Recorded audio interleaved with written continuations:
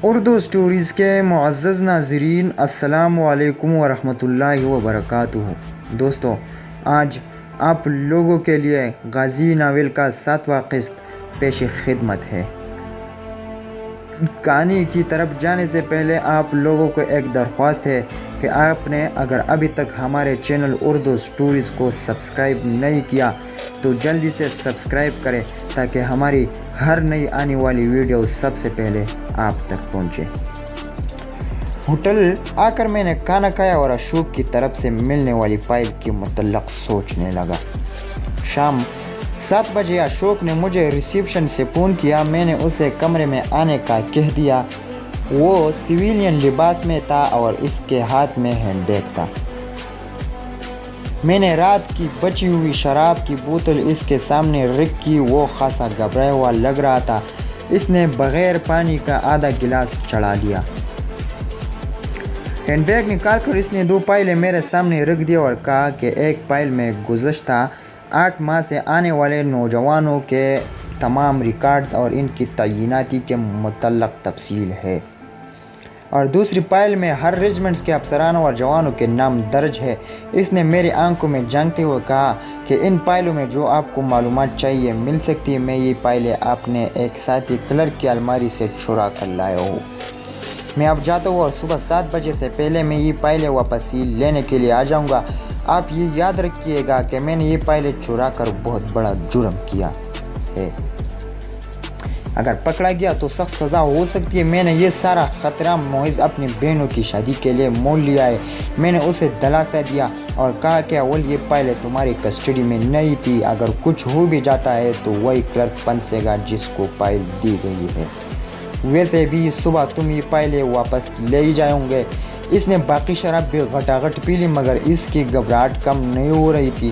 میں نے اسے 2000 روپے مزید دیے اور کہا کہ وہ جلد ہی تمہاری بہنوں کی شادی کے پیسوں کا بندوبست کر دے گا۔ اس نے ہینڈ بیگ وہی چھوڑا اور صبح 7 بجے دوبارہ آنے کا کہہ کر واپس چلا گیا۔ میں نے فائلوں کا سرکاری جائزہ لیا تو مجھے معلوم ہوا کہ یہ فائلیں میرے لیے بیش قیمت خزانہ ہے۔ ایک فائل میں 71 کی جنگ کے بعد سے لے کر تمام ٹریننگ لینے والے افسرانوں اور جوانوں کی تعداد اور ان تعینات کی جگہ، رینک، بیج نمبر، ٹینکوں کی تفصیل اور کس جگہ تعینات ہے سب موجود تھا، جبکہ دوسری فائل کافی موٹی تھی۔ اس میں ہر ریجمنٹ کے جوانوں کے نام، نمبر، رینک وغیرہ درج تھا۔ یہ فائلیں دیکھ کر مجھے احساس ہوا کہ یہ کتنی اہم ہے۔ فائلیں دیکھ کر میں نے سوچا کہ کیوں نہ کاپی کرنے کی بجائے اصل فائلیں ہی پاکستان بھجوا دوں۔ مجھے یقین تھا کہ میرے سینئر میرے اس کامیابی پر اچھل پڑیں گے۔ میں نے فوری طور پر سامان پیک کیا اور ہوٹل کا بل ادا کیا اور ریسیپشن پر بتایا کہ ایمرجنسی کی وجہ سے بمبئی جا رہا ہوں۔ میرا کوئی پوچھنے یا ملنے آئے تو اسے بتا دینا کہ میں بمبئی چلا گیا ہوں۔ بسوں کے اڈے سے معلوم ہوا کہ بس ابھی نکلی ہے اور نہر پر سواریاں بٹانے کے لیے رک گئی۔ اڈے سے ہی میں نے 2 سائیکل رکشے کرایہ پر لیے۔ ایک پر سامان رکھا اور دوسرے پر خود بیٹھ گیا اور اسے نہر کے پل پر جانے کا کہا کہ اگر انہوں نے نہر پر بس کے چلنے سے پہلے تک پہنچا دیا تو انہیں 50 اور 50 روپے دیں گا۔ انہوں نے سائیکل کے موٹر سائیکل بنا دیا اور بس کے چلنے سے پہلے مجھے وہاں پہنچا دیا۔ میں نے ٹکٹ لیا اور ان کے 50 روپے دیے اور بس میں بیٹھ کر دعائیں کرنے لگا کہ خیر خیرت سے منزل پر پہنچ جاؤ۔ بس 5 گھنٹے کچی پکی سڑک پر ہچکولے کھاتی ہوئی اورنگ آباد پہنچی۔ دہلی جانے والی گاڑی کو پہنچنے میں تقریباً 1 گھنٹہ باقی تھا۔ میں نے جان بوجھ کر مترا کا ٹکٹ لیا اور خالی اور اندھیری جگہ پر بیٹھ گیا۔ گاڑی مقررہ وقت پر آ گئی اور میں نے ایک خالی سیٹ پر قبضہ جما لیا۔ اس وقت میں بالکل خالی ذہن تھا، بس ایک ہی دل و دماغ پر تھی کہ کسی طرح یہ فائلیں پاکستان پہنچ جائے۔ ایک بات عرض کرتا چلوں کہ میرا محکمہ دشمن ملک میں انتہائی گہرائی تک جا کر کام کرتا ہے، جبکہ بارڈر پر موجود FIU بارڈر کے پار دشمن کے نقل و حرکت کی تعداد اور ان کی پوزیشن کی معلومات حاصل کرتے ہیں۔ ان فائلوں کی وجہ سے 71 کی جنگ کے بعد کی ہر بات روز روشن کی طرح عیاں ہو گئی تھی، جس کی وجہ سے FIU کے لیے بھی کام کرنا آسان ہو گیا تھا۔ جو گاڑی دہلی کے قریب ہوتی گئی میں نارمل ہوتا گیا کیونکہ ڈینجر زون سے باہر نکل آیا تھا۔ اگرچہ پورا بھارت ہی میرے لیے ڈینجر زون تھا، مگر احمد نگر سے پہلے وہ بھی اتنی اہم لے کر نکل آنا گویا شام کے بل سے صحیح سلامت نکل آنے کا مترادف تھا۔ روانگی کے وقت سے لے کر اب تک 24 گھنٹے سے زیادہ ہو چکے تھے۔ صبح صادق کا وقت تھا جب گاڑی دہلی پہنچی۔ میں نے ٹیکسی لیا اور سیدھا لودھی ہوٹل اپنے روم میں جا پہنچا اور پھر بے فکری سے سو گیا۔ دن چڑھے تک میں سوتا رہا، پھر ناشتہ وغیرہ کر کے کاروینشن ہوٹل پہنچ گیا۔ ٹرانسمیٹر والے ساتھی کو شام 4 بجے کناٹ پیلس کے ریسٹورنٹ میں ملنے کا کہا۔ باقیوں کی خیریت اس لیے نہ پوچھی کہ وہ اجنبیوں کی طرح ٹھہرے ہوئے تھے، صرف یوں پوچھا کہ ابو ٹھیک ہے؟ اس نے کہا ہاں۔ مجھے اشوک کا رہ کر خیال آ رہا تھا کہ اس نے اپنی کتنی مجبوری کے تحت اتنا بڑا خطرہ مول لیا۔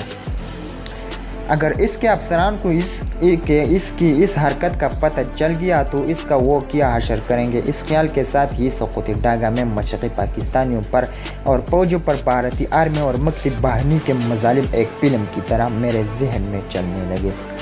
وہ لاکھوں زخم جو ہمارے جسموں اور ہماری روح پر لگائے گئے تھے، ابھی ان میں سے صرف ایک پر مرہم رکھا گیا تھا۔ ساتھ ہی میرے ذہن میں یہ مقولہ آ گیا کہ جنگ اور محبت میں سب جائز ہے۔ مجھے اپنی ایجنسی کا وہ مقولہ یاد آ گیا کہ ہم امن میں جنگی حالت میں رہتے ہیں اور جنگ لگنے پر اپنی کی ہوئی جنگ کا رزلٹ دیکھتے ہیں، اور میں تو اس وقت حالت جنگ میں تھا۔ شام کو جب میں ریسٹورنٹ پہنچا تو ٹرانسمیٹر والا ساتھی وہاں پہلے سے موجود تھا۔ میں نے مختصر اسے بتایا کہ میں مشن سے کامیاب لوٹا ہوں۔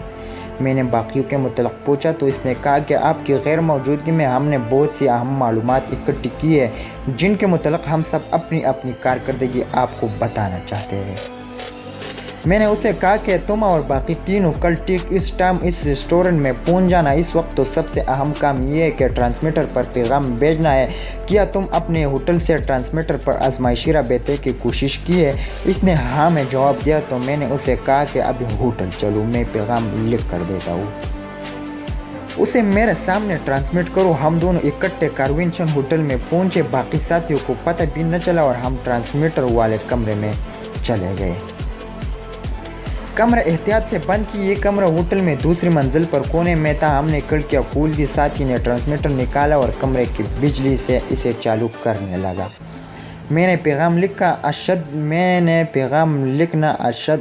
اشد ضروری ہے، علاوہ ڈاک کے 2 انتہائی اہم فائل بھیجنا ہے۔ ایک کی بجائے 2 کوریئر بھیجے، مجھ سے صرف پہلے والا کوریئر ہی ملے جبکہ دوسرا اس کی نگرانی کرے۔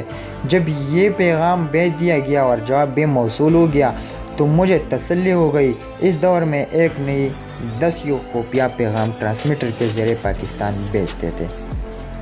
ہر ایک کے لیے مختلف کوڈ تھا اور جواب بھی خفیہ کوڈ جو ہر ٹرانسمیٹر کا مختلف ہوتا تھا بتا کر دیا جاتا تھا۔ شاید پہلے بھی تحریر کر چکا ہو کہ انتہائی اہم اور ضروری کام کے لیے ٹرانسمیٹر یوز کرنے کی اجازت ہوتی تھی اور وہ بھی بہت تھوڑے وقت کے لیے۔ بھارتی ایجنسیوں کی بھی علم تھا۔ بھارت سے پاکستان اور پاکستان سے بھارت بہت سے پیغامات ٹرانسمٹ ہوتے تھے، انہیں شاید ہماری 1-2 فریکوینسی کا علم بھی ہو چکا تھا۔ اس لیے ٹرانسمیٹر کے استعمال میں احتیاط لازمی ہوتی ہے۔ بھارت کے پاس ایسی آلات بھی تھے جن کے ذریعے ٹرانسمیٹر کی لوکیشن کا پتہ چلایا جا سکتا تھا۔ پیغام بھیجنے کے بعد میں اسی ریسٹورنٹ میں آ گیا اور ساتھی کو کہا کہ وہ آدھے گھنٹے میں باقی تینوں کو لے کر وہاں پہنچ جائے۔ آدھے پون گھنٹے تک ہم پانچوں اس ریسٹورنٹ میں اکٹھے ہو گئے اور میں نے اپنے ساتھی سے ٹرانسمیٹر کا چارج واپس لیا، پھر اپنے مشن کی کامیابی کا بتایا اور پھر اپنی غیر موجودگی میں ان کی کارکردگی کی رپورٹ لی۔ سب سے بڑی خبر جو انہوں نے دی کہ پرانی دہلی میں ایک 2 منزلہ مکان کرایہ پر لے لیا ہے جس کا مالک کوئی مسلمان ہے اور ہمسائے بھی مسلم ہے۔ ایک ہی ہوٹل میں مستقل قیام ہمیں شک میں مبتلا کر سکتا تھا۔ انہوں نے کہا کہ ہم ان کو مسلمان شو کروایا اور بتایا کہ ہم ایک ہوٹل میں اکٹھے ہوئے اور کاروباری آدمی ہیں، چونکہ ہمارا اکثر دہلی آنا جانا لگا رہتا ہے اس لیے ہم نے سوچا کہ کوئی مکان کرایہ پر لیا جائے تو یہ زیادہ بہتر رہے گا۔ مالک مکان مان گیا ہے، اس سے کرایہ وغیرہ طے کر لیا، بس آپ کی اجازت کی ضرورت تھی۔ مجھے یہ تجویز پسند آئی کیونکہ دشمن ملک میں مسلمان کا مسلسل ہندو کے روپ میں رہنا کوئی نہ کوئی کبھی نہ کبھی ایسی غلطی کر بیٹھتا ہے کہ اصلیت سامنے آ جاتی ہے۔ ہم اس قسم کا کوئی رسک لینے کے لیے تیار نہ تھے۔ بعد کے اوراق میں آپ پڑھیں گے کہ 2-3 مجھ سے ایسی غلطیاں ہوئی جن کی وجہ سے میں دشمن کے شکنجے میں آتے آتے بچا۔ میں نے انہیں مکان کرایہ پر لینے کی اجازت دے دی۔ ایک اور کامیابی جو انہوں نے حاصل کی تھی کہ بھارتی آرمی چیف کی نگرانی کر کے وہاں کام کرنے والے سویلین کی اور ان کی رہائش گاہ کا پتہ لگا لیا تھا۔ تو یہ تھا غازی ناول کا 7واں قسط۔